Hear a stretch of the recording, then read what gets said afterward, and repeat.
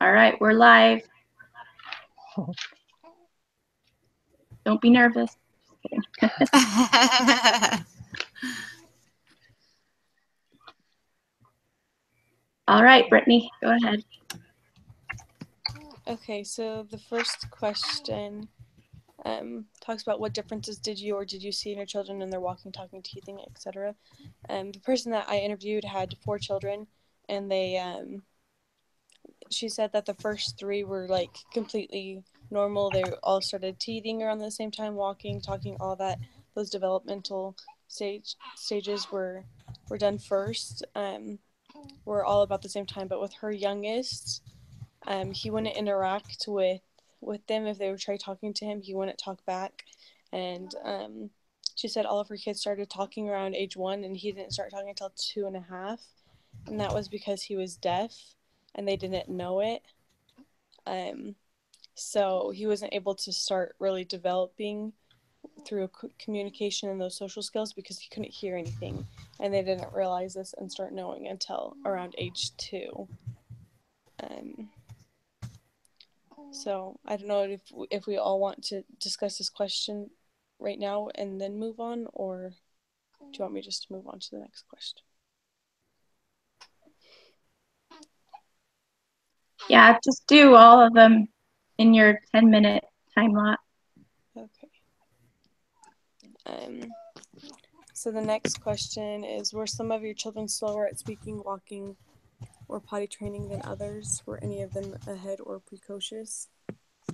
Um, as I talked about, the one that she had difficulties with was her youngest, and once they found out, when she started to notice, she said that she started to notice that he wasn't communicating, and so she started doing some research into it and realized that he struggled with everything that had to do with being able to hear. So she took him to a doctor, and they did a hearing test, and came to find out that he was deaf, um, and but that they could hopefully correct it with ear surgery and tubes in his ears, and then he would have to go through speech therapy.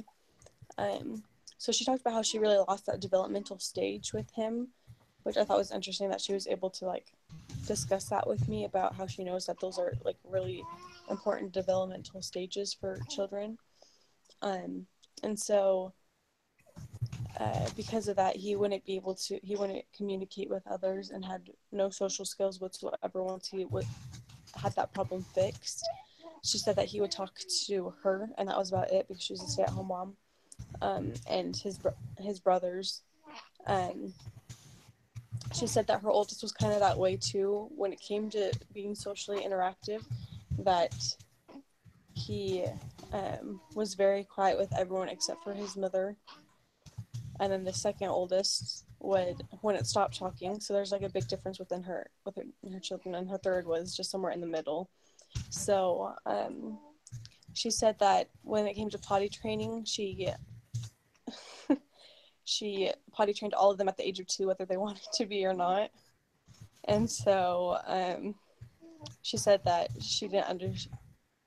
that they didn't understand what was going on because they were so young, and that they didn't want to do it. They hated it. They hated the whole process. And she says um, it's been a couple years since she's done this with the youngest, and um, she said she realizes now that they were way too young, and she shouldn't have done it at this young of an age.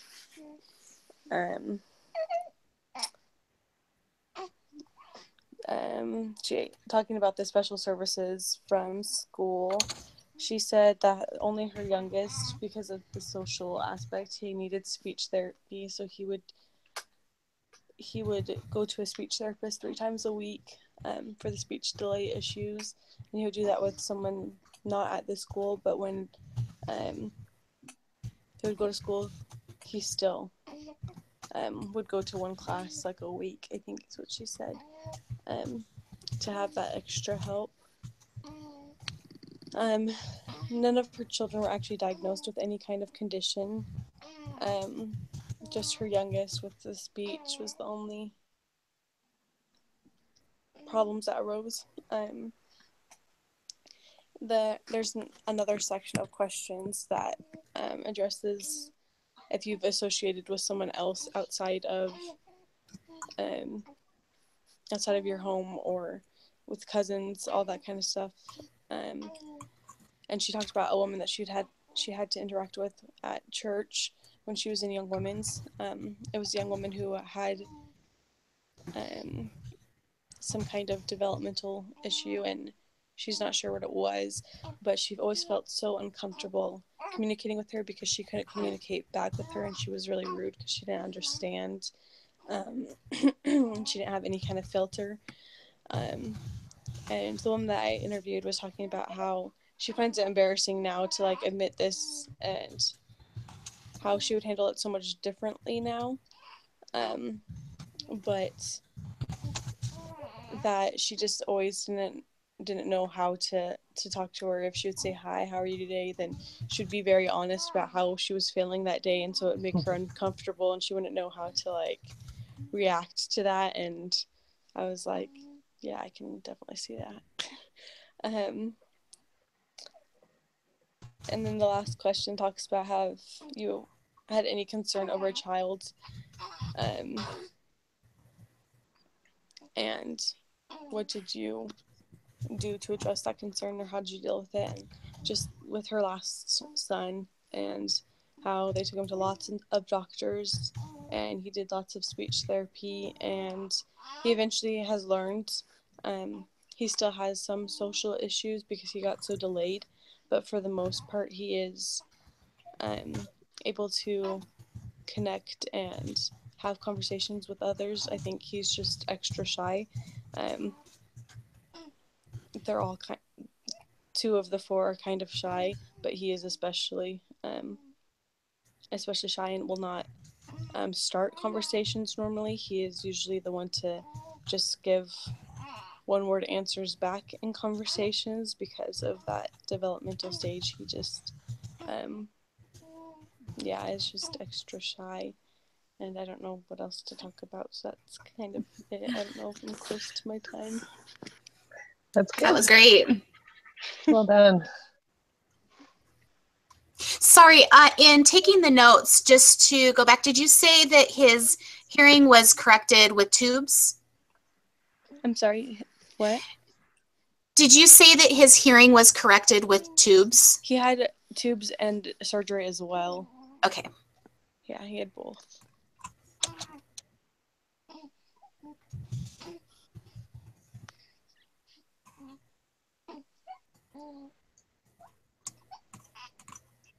Okay, who would like to go next?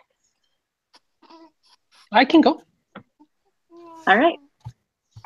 Okay, so this lady that I talked to, she's in our ward, and she's had 6 children, and the first 2 were normal, I guess. Didn't have any developmental issues or anything like that. But the third child, who is their first son, she noticed when he was young that he had his arm and his leg and his hands were always kind of tight, and they weren't developing correctly. And so that she had that looked at, and it turned out that he has cerebral palsy, but he's high functioning. So he doesn't have a lot of mental development delays. And now he's in school, which is kind of neat. And he's in a special ed class. So so that's pretty neat that he's able to actually go to regular school. She was homeschooling them for quite a few years. And so him being able to be in school is really helping her out. Because the third or the fourth child was born with it's called unbalanced chromosome, and what that means is that there's 2 chromosomes where there's only half of the chromosomes on there. So half of it is displaced and on one, and half is displaced on the other. And so I asked her like if it had a name or anything like that. She said, no, they just said it's a translocation, if you know what that means. But anyway, she knew that this child was going to have this issue, unfortunately, because she has a brother that has the same type of unbalanced chromosome. And so she was tested, and she, like her mom, is a carrier of this. So the more children, of course, they have, there's a bigger chance that at least one of them is going to have this translocation of chromosomes. So this little boy, who is 4 years old now, has developmental issues. He doesn't listen. Well, he listens, but he has problems, following simple directions. And anyway, he's very different than her brother, because her brother is non-functioning, and this little boy, can do a lot of things. But sorry, am I answering the questions? I'm just kind of rattling on. You're doing great. Okay, all right. So she knew that this, she knew actually when she was pregnant that this was going to be an issue, because they had the tests done. And so even though she was a little bit prepared, no mother is really prepared for the challenges that they're going to face. So it has been a challenge, and but she is lucky in the sense that here where we live, that is for children with mental developmental issues, and he goes there. So he's 5 now, and he goes there half days, like normal kindergarten, and then when he turns 6, he's going to be able to go there full time. So it gives her some rest and respite of having to take care of him all the time. So after him, they had another child, a third daughter, and unfortunately, she was born with encephalitis. So if you know, that means is the skull does not develop. So this little girl was missing half of her, not her brain, but her skull. And so she was only able to live a few hours after birth. And they knew that this was going to happen to her. They knew very early on, because of the testing that they have to go through and the early ultrasounds. And so they saw this. And of course, they chose to go through with the pregnancy, knowing that she was not going to live very long. And it was so sad. But that's the importance of, making sure that some of the genetic disorders that might happen in your family. Now, they also have, so this little girl passed away a couple years ago, and then they got pregnant again with a little boy. And he was fine, the pregnancy went well, and he was born premature. And she has noticed in the past few months that he has the same symptoms or conditions that the brother with cerebral palsy has, that his arms and his legs are not developing or stretching the way that they should be. And so they had him have an MRI and ultrasounds of his brain, and they did find an abnormality in it. And this is just recent. So she is quite sure that this little boy is going to have cerebral palsy like his older brother. So yeah, she knows that she has challenges. She has now three children out of 5 that have special needs.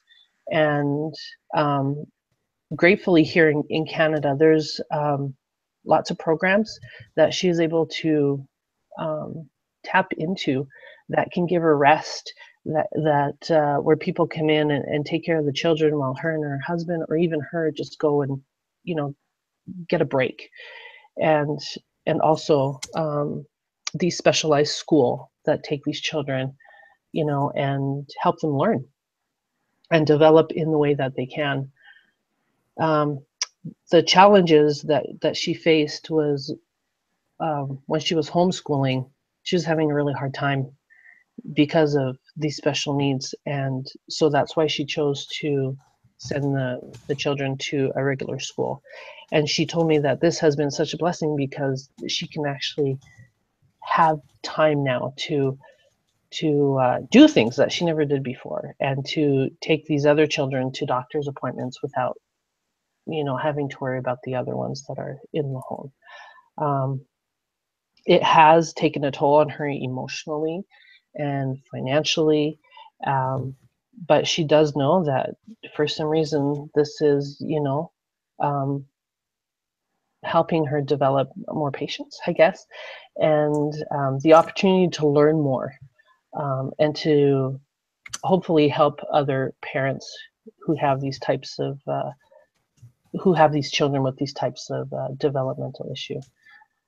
So, I mean, when I looked at that other question we're going to talk about later about what's my normal, it's, you know, this is her normal because she lives with it every day. So that's what she told me. She said it's just what we do, and it's just what we need to do. So this is my parent interview. Wow, Great. what an amazing lady. She is unbelievable.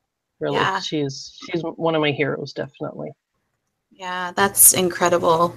I don't know if I could do that. I mean, I guess you do what you have to do. Like you said, no one goes forward saying, "Oh, I can do this," even knowing the limitations that her children were going to have. But I mean, that's just one after another would just be gut wrenching to just think, "Oh my gosh, here we go again." Yeah. So, Yeah. Mm.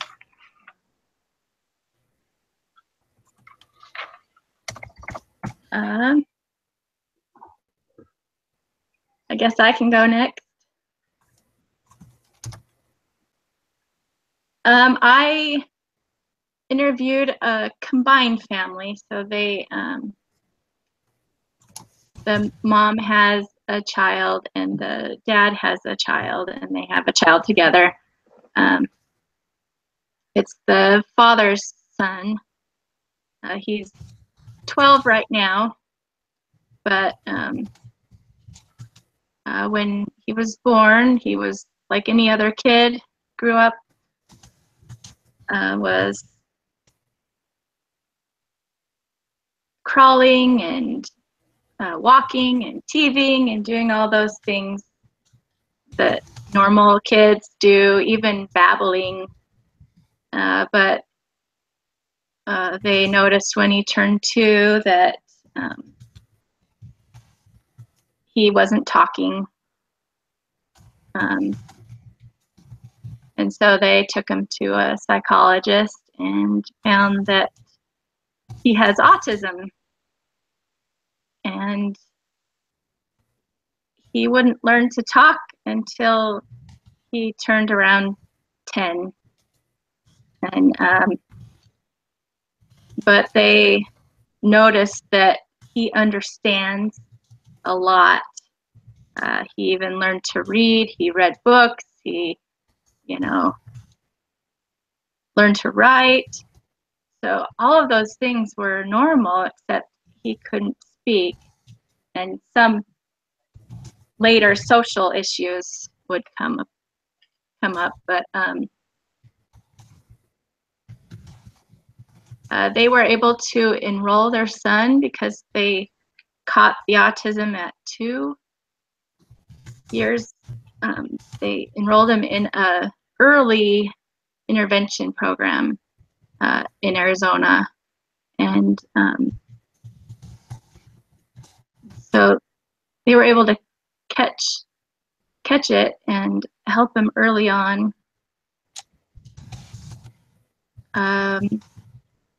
one of the things that they had challenges with was, of course, communication of his needs. He couldn't just say, I need to go to the bathroom, or, so they started working with him.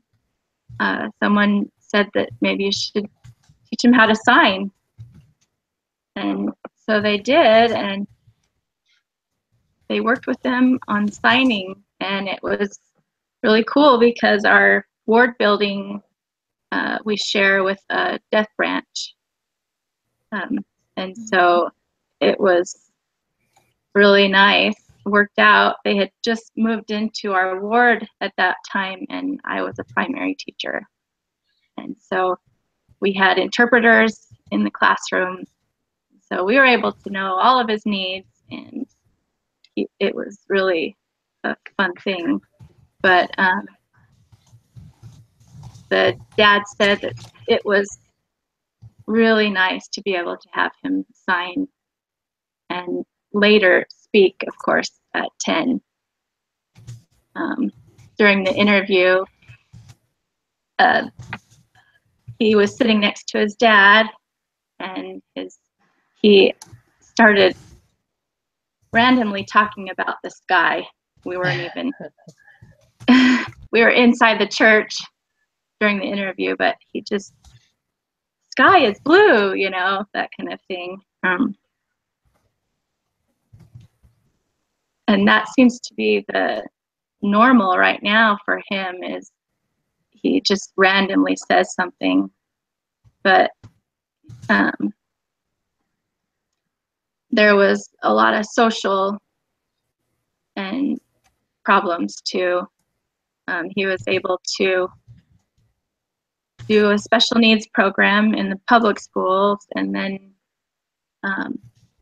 in 6th grade he was enrolled in an autistic charter school. So that was good. They were worried about bullying problems in the other school, so that was really nice. Some other areas that I was really surprised about was potty training. I didn't know that was maybe a problem for kids with autism, excuse me. But he wasn't able to potty train until he was like 7 or 8. And so that just really surprised me. And so the pull-ups were a big expense for them.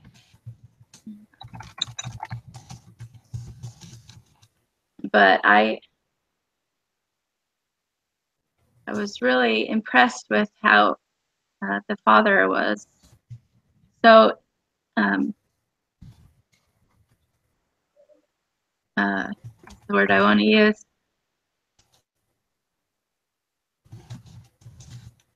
He was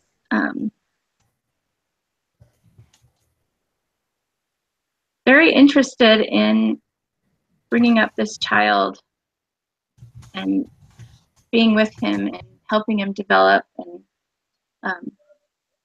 he's very patient with him.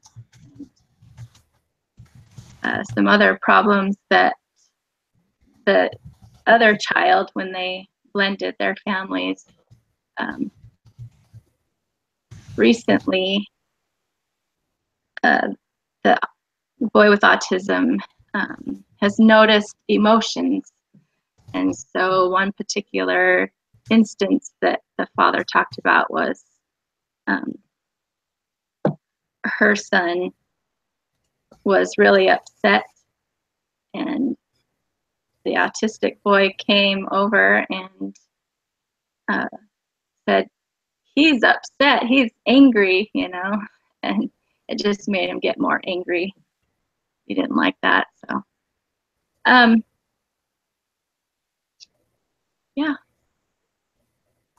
that's mine. That's great. I'm just impressed by all of these parents that Dad was amazing. Yeah. Good guy.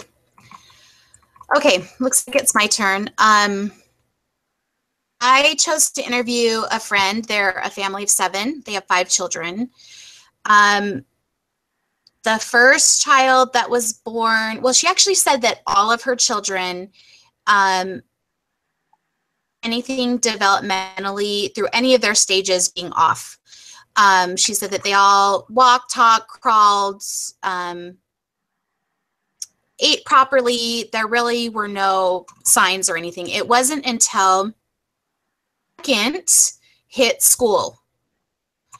When he started school, she noticed that he was having a really hard time focusing, paying attention. He had a lot of problems with separation. So it took her a really long time to be able to have him separate from her and be comfortable in a new surrounding. He was always losing things.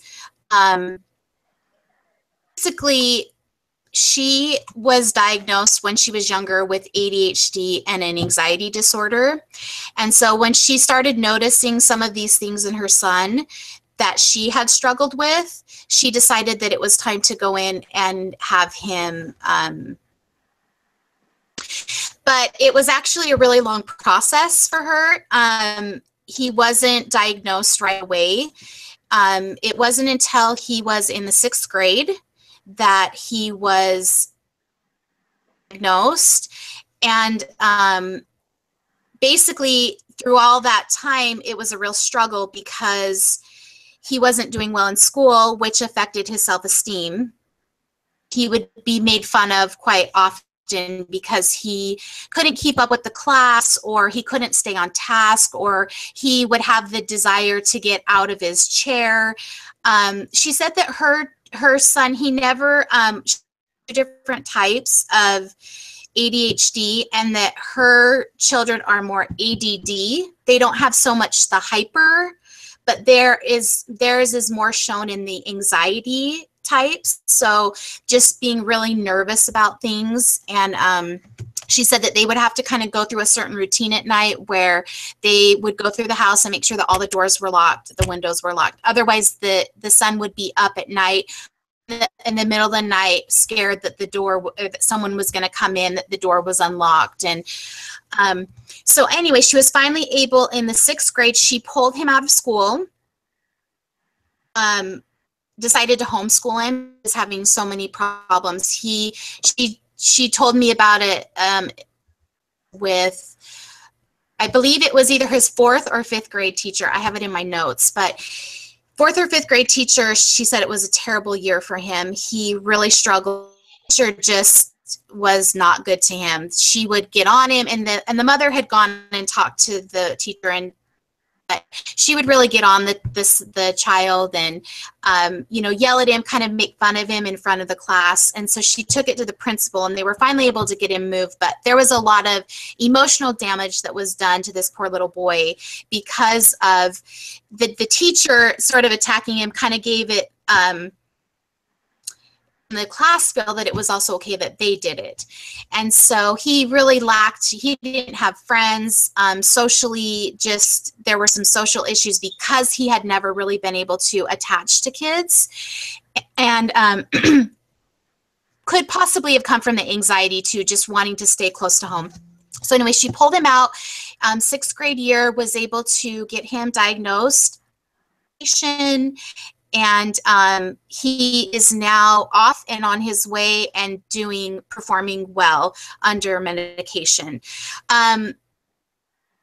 Child, and did same thing, everything developmentally was fine, and he was fine once he started school. She said he actually thrives. He's been wonderful because there's been no issues there. And then her 4th child was born and started showing some of these same disorders as the 2nd. And so thankfully they were able to get him diagnosed much sooner. So he's 7 now.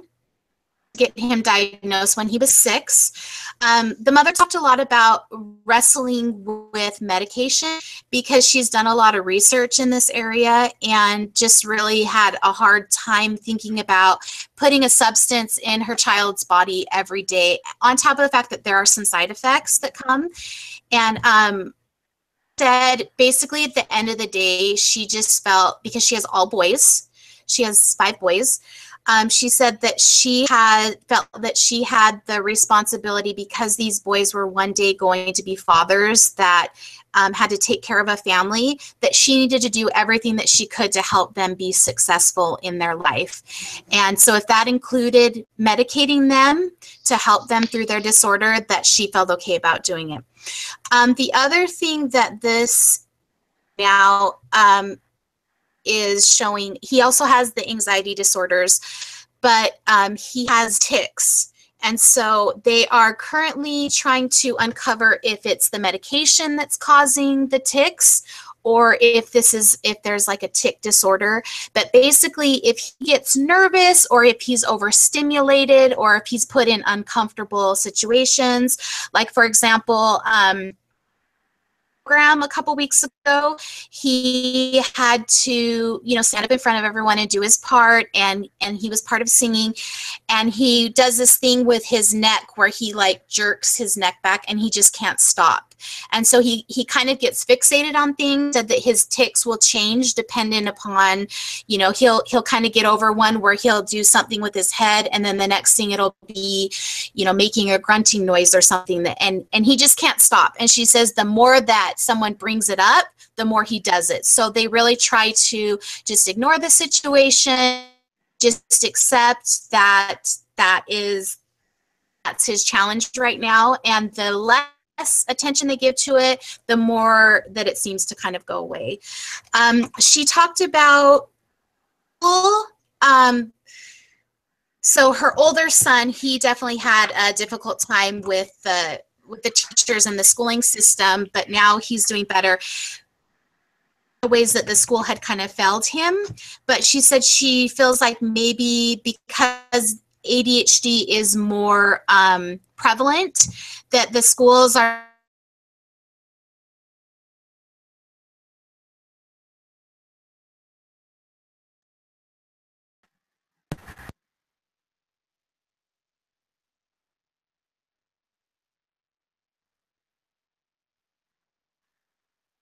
Uh-oh.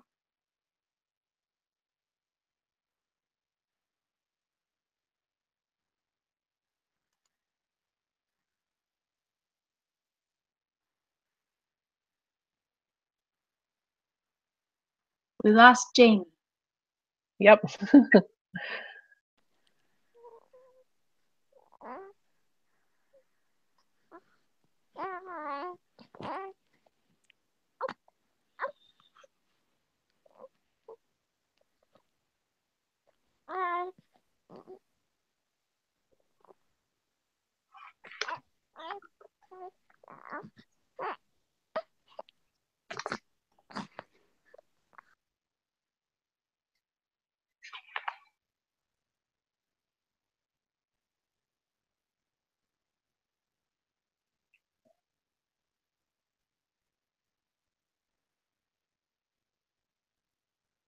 Do you need to invite her again?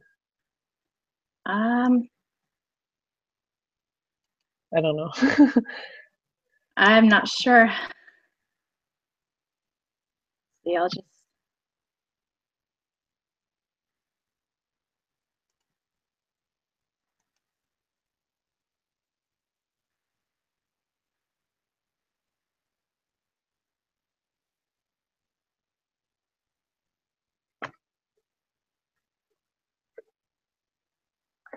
See what happens here.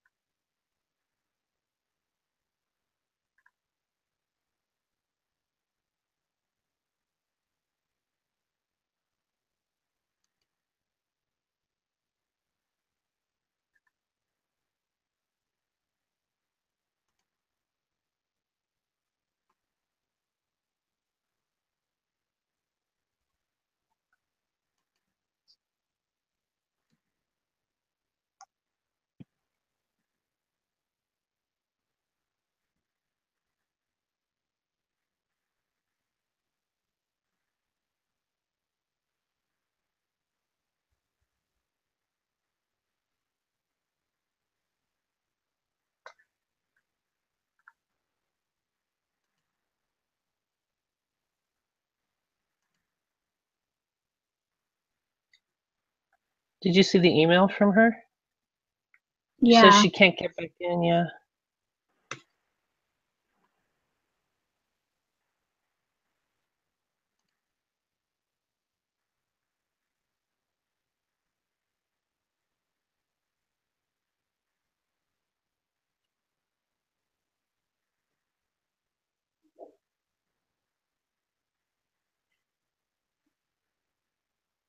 Should we do?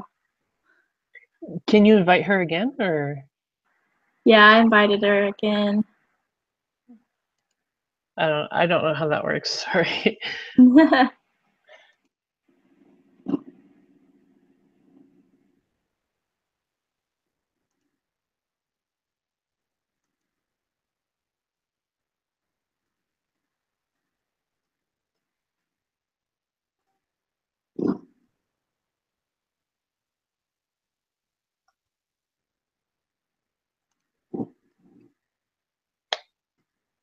Weird. Okay.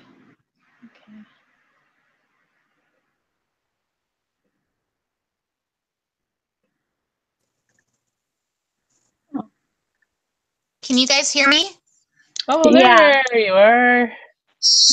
I don't know what happened. I got kicked out and it won't let me go back in on my computer. So I'm on my phone now. Okay. Oh no. Sorry about that. We'll just do whatever works, right? That's right. Yeah. Okay, so I think I was just finishing up here. Basically, son is just kind of still a work in progress. They're trying to get his medication proper. And I was talking a little bit about the tic disorder that he's now having. So they're trying to figure out if this is a new diagnosis or if this is medication related.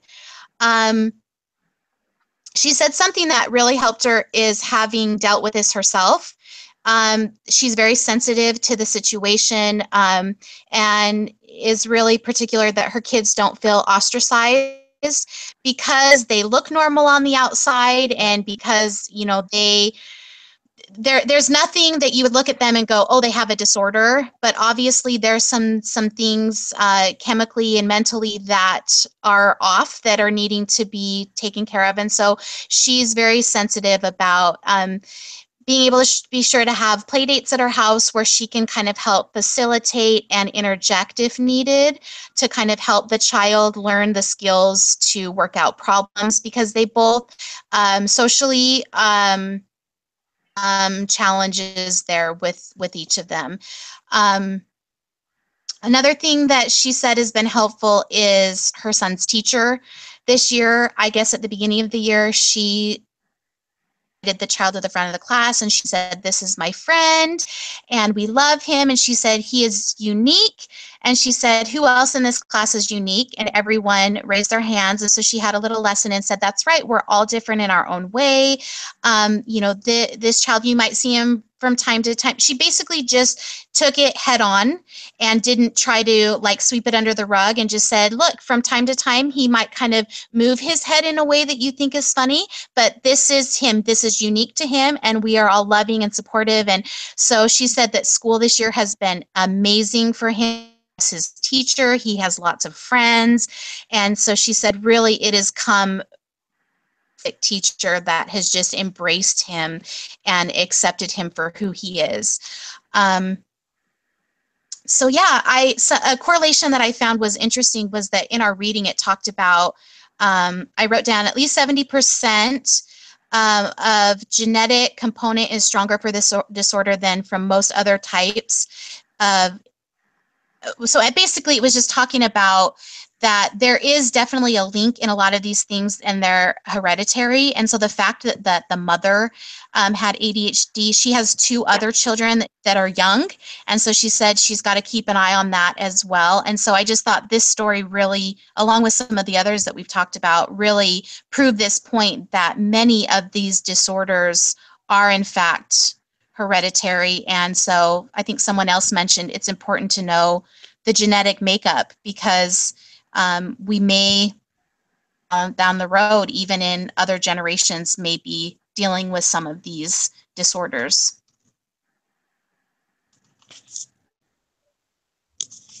And that concludes my portion. Well done. Good job.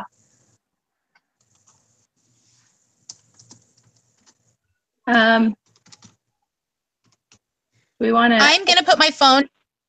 I'm still listening because I need to type up some things. So I can't type and hold my phone at the same time. Okay. So it is now 10 o'clock. So we've done 50 minutes, just so you know.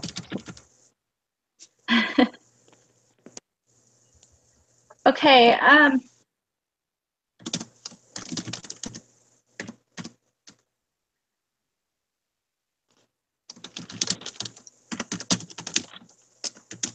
Just kind of wrap up with, is there anything you guys want to talk about the sense of normal? We touched on some of it. We pretty much figured out that most of the parents within have really been supportive and not embarrassed by their children. And yeah, I found that too, especially with this lady that I talked with who has so many children who have obvious and external developmental issues. She's really good about telling people that if they have any questions, on how to help her children, just to ask her, and I took the opportunity and went over and helped her at her house for a couple months. A boy who has the chromosome disorder, and he is the sweetest, loving, kindest child that I have ever seen or met. And so a lot of people, I think it was Jamie that was saying, feel uncomfortable, or was it you, Shannon, around children who are different? And sorry, I can't remember who said that, but some adults feel uncomfortable, around children that have obvious signs of developmental issues, and the children don't care, right? They don't know any different. So maybe as adults, it's up to us to kind of break that and help others see that it's okay. It's okay to talk to children who are autistic and be okay with what they answer, because it's not going to be what you're used to, right? But right. Anyway, I think parents, like you said, are often not the ones that are uncomfortable. It's whoever's around them, right? The boy that I talked about in church, he would just vocally yell out, especially during the quiet moments. But the parent was very patient with him, and I could see that there wasn't glares going on. Everybody wasn't looking at him, and so. Yeah. But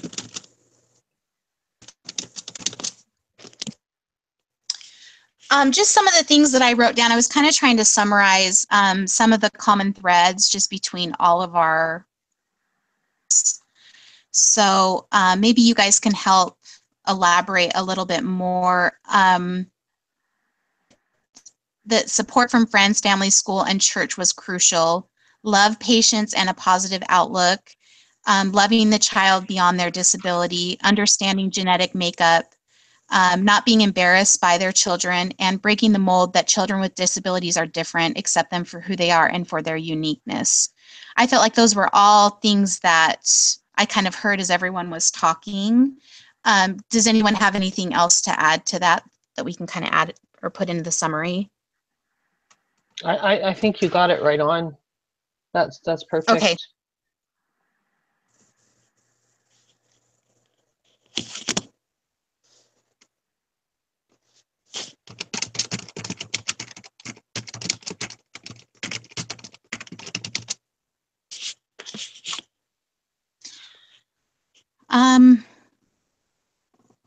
Let's see, is there anything else are there any other questions that we need to go over? I kind of just, in the summary, just did a little synopsis of what everyone, and then just did the common threads.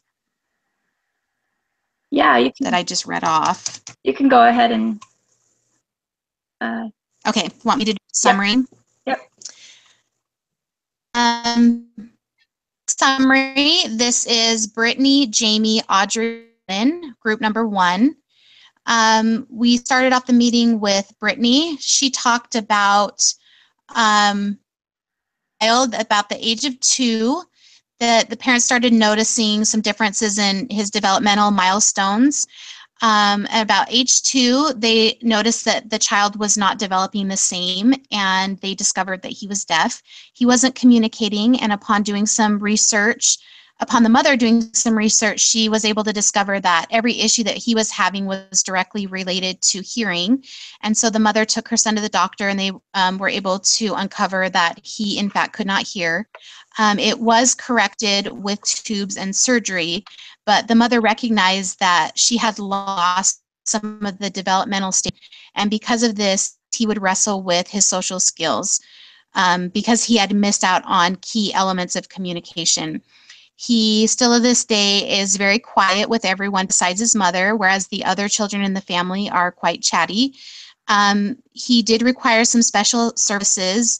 He was able to receive speech therapy 3 times a week, but it was not through the school. He was able to attend 1 class a week for extra help. With this support, he was able to connect and have conversations with others, but like we said, he's still especially shy and isn't usually the one that will start a conversation, and he likes to give one-word answers back. Audrey shared her interview was done with a family. They noticed with their 3rd son that his arm and his leg were tight and not developing correctly. They uncovered that he had cerebral palsy. He attends school but is in a special ed class. Then their 4th child was born with unbalanced chromosomes, meaning that 2 of the chromosomes only have half and they're displaced. This disability is hereditary, and the mother's brother also has the same disorder, and the grandmother is also a carrier. The little boy is now 4 and has difficulty following simple directions. This mother was somewhat prepared, but Audrey stated that no mother can fully prepare for the challenges ahead. There is a school in the state that they live in that with mental development issues. He is able to attend right now half day, and next year he can attend full day. This provides the mother with much needed rest that she needs. Their 4th child was born missing half of her school. She was able to only live for 5 hours after her birth. They knew of these problems also early on due to pre-birth testing. Audrey also stated that understanding genetic disorders that run in your family is important. Child was born premature and is showing similar delays as his brother. They believe that it's also cerebral palsy. He is currently undergoing testing. Challenges came from homeschooling because of the child's special needs, but the community has offered great support. The mother shared that she has grown through all of these challenges. Shannon interviewed a blended family. The father's son is 12 right now, but when he was born, he hit all of the developmental milestones up until the age of 2, and they noticed that he wasn't talking. They uncovered that he has autism. He understands a lot. He can read and write, but he just couldn't speak. Later, social issues would arise. They were able to enroll their son in an early intervention program in their state, so they were able to help him early on. One of the challenges that they had was with him communicating, and then the parents understand his needs. Someone suggested to teach him how to sign, and it worked out perfectly because the state had a deaf branch, so there were interpreters that could help him to uncover his needs. He was able to speak at the age of 10.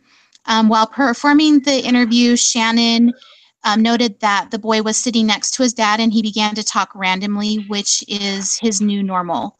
There were many social issues that came with his disability. In the 6th grade, he was enrolled in an autistic charter school, which helped to curb their worries of him being bullied in the public schools. Another challenge came with potty training. He was not toilet trained until the age of 8. The father is very interested in bringing up his son and helping him to develop to his full potential. And he does this by using patience and love. Amy interviewed a family that had 2 children with ADHD, anxiety orders, and 1 little boy is currently undergoing testing for a tic disorder. Developmentally, all was well, but once they hit school age, the mother began to notice that the boys had differences than her other children. They couldn't keep up on their schoolwork, had difficulty focusing, would often get out of their seats, and had severe anxiety, which affected their sleep patterns. It took almost 6 years to get the oldest son diagnosed, and the mother felt that the school had somewhat failed her. The second son was able to be diagnosed within a year and is currently getting all of the help that he needs. The older boy is now able to, normally after a brief period of being homeschooled, he is now back in public school and is thriving and doing well. Some of the common threads that we discovered in all of these situations was that support from friends, family, school, and church was crucial. That all these parents showed love, patience, and a positive outlook. Loving the child beyond their disability was important. Understanding the genetic makeup of the family, not being embarrassed by their children, mold that children with disabilities are different, accept them for who they are and for their uniqueness. That's fabulous. That is our topic. Well done. Wow. All That's right. a great synopsis. Thank you very much. You bet. Wow. Is there anything else? I don't think so. What's the process from here? Was someone, we have to post this somewhere, right? Yeah, I'll do that. So I'll stop the broadcast and send the link. Okay, to the great. teacher. Yeah. Sounds And then good. all we have to do is do the evaluations, and I think that's it. Okay, sounds good. All right, thanks, ladies. All right. Bye-bye. Baby. Wide awake, of course, during the meeting. Sleeps all day, Perfect. wide awake during the meeting. Of course, because Mom needs to get something done.